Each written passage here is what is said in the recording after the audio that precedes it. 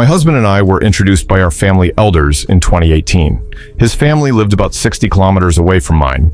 In 2019, after discussions, both families decided to hold our wedding on the 22nd day of the last lunar month. But due to customs in his village, we heard that people might stop the wedding car to ask for money and cigarettes. So we decided to leave earlier, just after midnight on the 21st, technically making it early morning on the 22nd. My husband's family came to pick me up, and they arrived at my house around 2 or 3 in the morning. My uncles helped load my mother's dowry into the car, and we set off together. Everything went smoothly until we neared my husband's village. The sky was still dark, and it was around 3 in the morning. There was an overpass behind my husband's village with a highway running beneath it. On both sides of the overpass were deep ditches, not very wide, but quite deep, and there was no water in them. Our convoy stopped at the entrance of the overpass. My second uncle stopped the wedding car, and the cars behind followed, and the drivers got out to rest. My husband and I stayed inside the car, while my second uncle called the Swana band, a traditional Chinese wind instrument band, to come and lead us into the village. As we were waiting for them, I suddenly saw 2 women climbing up from the ditch on the left side in front of the car. They were wearing headscarves, similar to the ones worn by farmers in the Northeast. The scarves were dark, and I couldn't see their faces clearly, just a few messy strands of hair sticking out from under the scarves. Their movements were slow, as if it took a lot of effort to climb up, and each step looked stiff and heavy. Their figures were thin, and their clothes hung loosely on their bodies like they could be blown over by the wind. Watching them, I felt an eerie chill run through me. I was confused, but stayed quiet, assuming my husband saw them too. We hadn't encountered anyone trying to stop our car along the way, so I thought maybe now someone finally showed up. But the strange thing was, the 2 women didn't come towards our wedding car.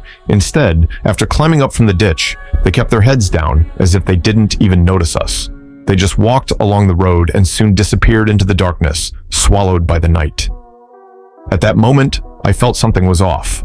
If they were really here to stop the wedding car, why didn't they say anything? They didn't ask for cigarettes, candy, or money. I felt uneasy, but didn't say anything.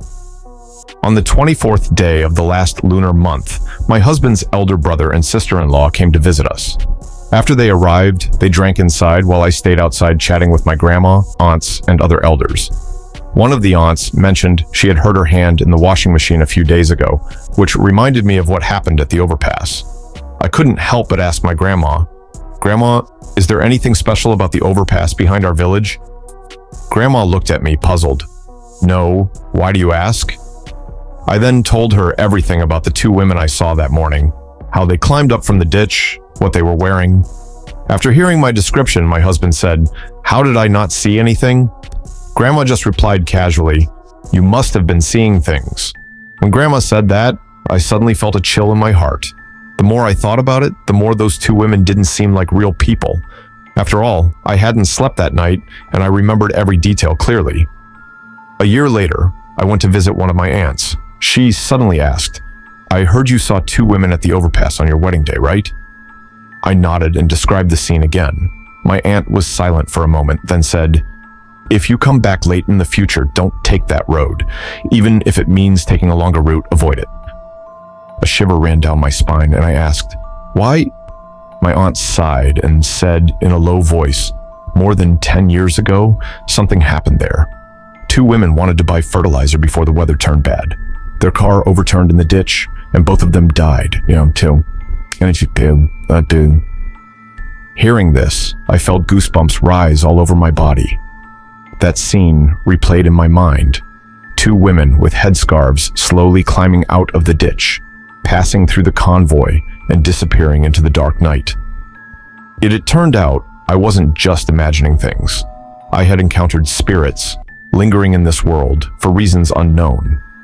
Since then, every time I pass that overpass, I can't help but think of that early morning, the way those 2 women climbed out from the darkness, step by step, fading away into the darkness. They didn't ask for help or say a word, just quietly walked away, as if they were searching for something they never found.